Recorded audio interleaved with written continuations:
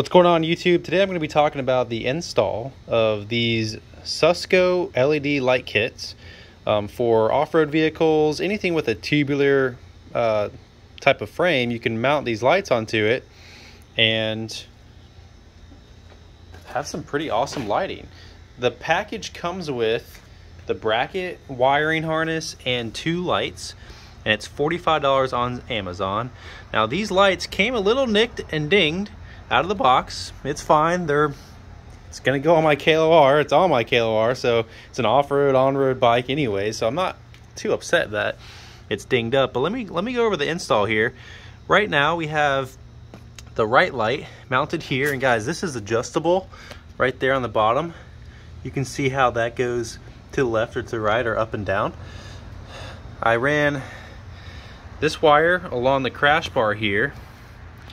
So it comes down this crash bar and it comes below here, zip tied it, and I took it right to the skid plate in there, and it's all tucked in behind the skid plate, all zip tied up.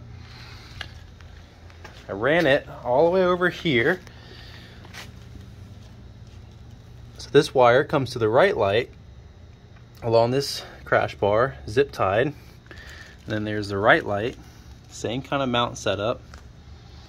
And then it goes all the way to, I ran the wire then along this crash bar here. I'm sorry for the poor lighting, but you can see, let me get zoomed in here. You can see the zip ties here along this crash bar. And then it comes up, let me zoom out here, along there. Then it comes up this frame here, zip tied it there, tucked it back in there, and then it goes right in there to the battery. It's kind of hard to tell, but there's the positive terminal and here's the negative terminal. Now I had to tuck in, there's the relay for the lights. That's cool about this wiring harness, guys, is it has an inline fuse and a relay. So the relay is right here, and here's the inline fuse right there, which is amazing. Again, buying lights are awesome. The hardest thing about lights is understanding the relay and the wiring harness and the mounts. And this kit came with awesome mounts with adjustable padding inside and the wiring harness. So that's how it's wired from the lights to the battery. Now let me show you the switch. I had to run the switch wire from the battery back underneath the gas tank, and it pops out right there. Don't love the way this mounted and came together. It's a little janky, but I'm not a professional and it works. So let's turn it on.